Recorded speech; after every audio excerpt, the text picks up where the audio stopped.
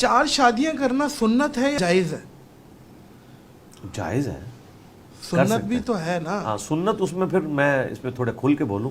ہاں ہو بتائیے. سکتا ہے آپ کے کوئی جاننے والے دوست احباب جو لوگوں کی 4 شادیاں کرواتے ہیں وہ ناراض نہ ہو جائیں. اگر آپ مجھے اجازت دیں تو میں بولوں. ہاں جی. پہلی بات تو یہ ہے کہ اسلام نے جو ایمفسائز کیا نا وہ تو ایک شادی پہ کیا ہے. سورۃ النساء پڑھ کے دیکھیں، اللہ تعالیٰ نے فرمایا کہ اگر تمہیں خطرہ ہو کہ تم بیویوں کے درمیان انصاف نہیں کر سکو گے تو ایک پر اکتفا کرو. ٹھیک ہے.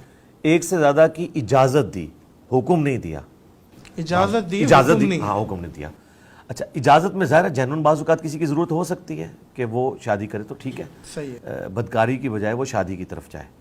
لیکن اکثر لوگ جو ہیں وہ نبی الاسلام کی مبارک زندگی سے زیادہ شادیوں کا حوالہ پیش کرتے ہیں آؤٹ آف کانٹیکسٹ. اس میں آپ دیکھیں ایک حدیث کا بھی ترجمہ غلط کر دیا. صحیح بخاری میں حدیث ہے، شادی کے کانٹیکسٹ میں ابن عباس سے ڈسکشن ہوئی تو انہوں نے فرمایا کہ سب سے بہترین شخص وہ ہے جس نے سب سے زیادہ شادیاں کی ہوئی ہوں. یہ اکثر لوگ پیش کر رہے ہیں. اچھا صحیح حدیث ہے. نہیں حدیث تو بخاری میں ہے لیکن وہ ترجمہ کرنے والوں نے غلطی کر دی ہے. وہ ابن عباس بیسیکلی ترغیب دلا رہے تھے کہ شادی ایک اچھا کام ہے. جو شخص سب سے بہترین تھا اس نے تو کئی شادیاں کی ہوئی تھیں، یعنی نبی صلی اللہ علیہ وآلہ وسلم. اچھا ان کی مثال. ہاں وہ یہ نہیں کہہ رہے تھے کہ جو زیادہ شادیاں کرتا ہے وہ بہت بہترین ہوتا ہے. وہ یہ کہہ رہے تھے کہ اس پلانٹ ارتھ پہ جو سب سے عظیم انسان ہے نا اس نے بھی مجرد زندگی نہیں گزاری بلکہ خاندانی زندگی گزاری ہے. لہذا کیونکہ اکثر اوقات صحابہ کرام میں بھی آ جاتا تھا نا کہ اللہ کرو شادی کی کیا ضرورت ہے. یہ بھی بخاری مسلم میں ہے. 3 اصحاب نبی الاسلام کی غیر موجودگی میں آئے، امہات المومنین سے آپ کی روٹین پوچھی. انہوں نے کہا یہ تو حضور تو بخشے بخشائے ہیں، میں پوری رات جاگوں گا. دوسرے نے کہا میں روزانہ روزہ رکھوں گا. تیسرے نے کہا میں شادی نہیں کروں گا. تو نبی الاسلام نے بعد میں بلا کے انہیں ڈانٹا اور فرمایا کہ میں رات کو سوتا بھی ہوں، نفلی عبادت بھی کرتا ہوں اور روزے نفلی رکھتا بھی ہوں، چھوڑ بھی دیتا ہوں. میں نے شادی بھی کی ہوئی ہے. نے کہا میری سنت ہے، میری سنت سے جو فمن رغب عن سنتی فلیس منی، جس نے سنت سے اغراض کیا وہ مجھ سے نہیں. اب آ جائے وہ کریٹیکل پوائنٹ جو میں نے ایکسپلور کیا ہے. میرا خیال ہے یہ آپ کے پلیٹ فارم سے پہلی دفعہ یہ چیز آن ایئر جا رہی ہے. آج تک نہ کسی کتاب میں یہ چیز آئی ہے نہ میں نے کبھی ویڈیو میں بیان کی ہے. کیا چیز؟ یہ شرح صدر ہوا ہے جو میں اب بیان کروں کہ نبی الاسلام نے بھی ایک ہی شادی کی تھی صلی اللہ علیہ وسلم. حضرت خدیجہ جب تک زندہ رہی ہیں. زندہ رہی ہیں. آپ نے دوسری شادی کیوں نہیں کی؟ نہیں کی. 50 سال کی عمر آپ کی ہو چکی ہے اور آپ کی ایک ہی شادی ہے. 24 سال آلموسٹ ایک بیوی کے ساتھ گزارے ہیں. اگر یہ کوئی اتنا اس حوالے سے کام ہوتا جتنی ترغیب دلائی جاتی ہے تو ہم یہ پوچھتے ہیں کہ نبی صلی اللہ علیہ وآلہ وسلم نے اپنی مبارک ساری جوانی ایک بیوی کے ساتھ گزاری ہے اور اس میں کوئی آپ کی کنیز یا لونڈی ایسا سسٹم بھی نہیں ہے. ایک ہی بیوی ہے. ان کی زندگی میں انہوں نے دوسری شادی نہیں کی.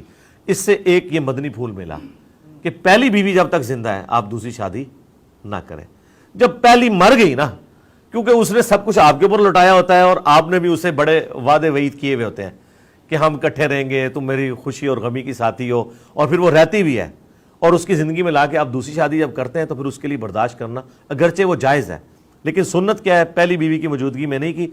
دوسری بھی جب کی سیدہ سودا سے، وہ بھی آپ کی ہم عمر تھی، 50 کے قریب ان کی عمر تھی اور بھی تاکہ میرے بچوں کو وہ دیکھ لے. پھر سیدہ عائشہ سے.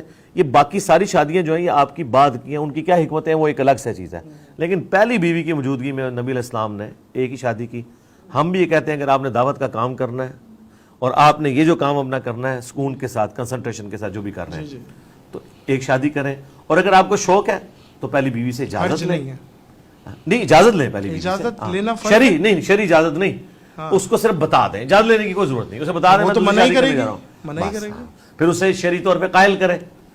اگر وہ قائل ہو جائے تو ٹھیک ہے، اگر نہیں ہوتی تو. اچھا ایک دیکھیں کچھ لوگوں نے بیویوں کو بتایا نہیں ہے، جیسا آپ نے بتایا ان کے مرنے کے بعد، انتقال کے بعد پتہ چلا کہ بھائی انہوں نے دوسری شادی کی بھی ہے، تو اس میں وہ گناہ گار تو نہیں ہوئے؟ گناہ گار اس لیے ہوں گے کہ شادی اعلانیہ ہوتی ہے، چھپ کے آپ شادی کر نہیں سکتے. ایک شخص کو نہیں بتایا جا رہا نا، باقی سب معاشرے کو اگر پتہ ہے. سرکار معاشرے کو بھی نہیں پتا ہوتا نا. یہ علماء نے اکثر 2-2 3-3 شادیاں کی ہوئی ہیں. اگر معاشرے کو بتانا فرض ہے معاشرے کو. اگر میں چھپ کے کرنا چاہ رہا ہوں، ایک سیکنڈ یہی رکیے گا، اگر میں چھپ کے کرنا چاہ رہا ہوں اور میں نہیں بتا رہا اور شرعی طریقے سے میں نے شادی کی ہے تو نہیں، وہ شرعی شادی ہی نہیں ہے نا. کیسے؟ وہ اس لیے کہ جامع ترمذی میں اور سنن ماجہ میں حدیث ہے کہ حلال اور حرام نکاح میں فرق گانے اور اعلان کا ہے. اعلان کا ہے. ہاں اعلان کرنا ضروری ہے. اچھا دیکھیں اس میں کباہتیں کیا ہیں. آپ نے چھپا کے شادی کی, آپ مر جاتے ہیں تو کیا آپ کی اس بیوی کو حصہ ملے گا؟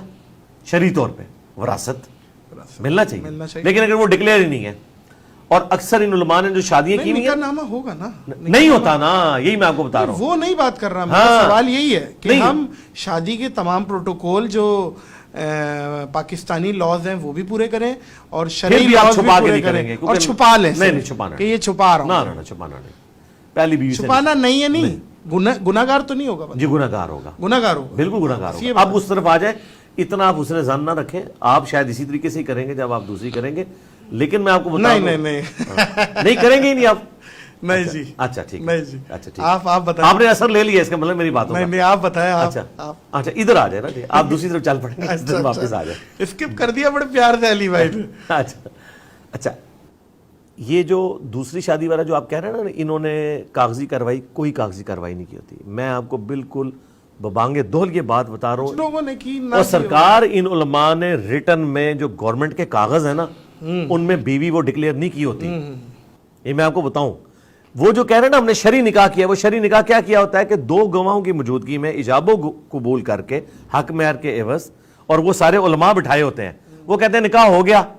میں آپ کو بتاؤں گا یہ ویڈیوز ان علماء کی موجود ہیں جس میں وہ کہہ رہے ہیں کہ آپ کو ریٹرن رکھنے کی ضرورت نہیں ہے, وہ تو پھر کاغذی کارروائی میں چیز آ جائے گی اور باہر نکل جائے. اب کمیٹی گھر میں مثلا سپوز میں کسی عالم دین کا نام لے کے بات کر لوں, اگر آپ اجازت دیں, کوئی ایک ڈومیننٹ پرسنالٹی, چلیں چھوڑ دیں بغیر نام, پاکستان لیول کے ایک کوئی عالم دین جنہیں پوری دنیا جانتی ہے, ان کا بڑا فیم ہے اور بڑی عزت ہے, لوگ انہیں ایک بزرگ کی حیثیت سے دیکھتے ہیں, وہ چھپا کے دوسری شادی کر لیں اور اس کو ڈاکومنٹ میں لے آئیں, اور وہ ڈاکومنٹ جیسے ہی پہنچے گا کمیٹی گھر میں, یونین کونسل میں, اتنا دی دوسری شادی, دوسری کنواری, ان کی عمر تو 70 سال, وہ 35 سال کی لڑکی سے, جناب اگلے دن سوشل میڈیا پہ وہ کاغذ گھوم رہا ہوگا.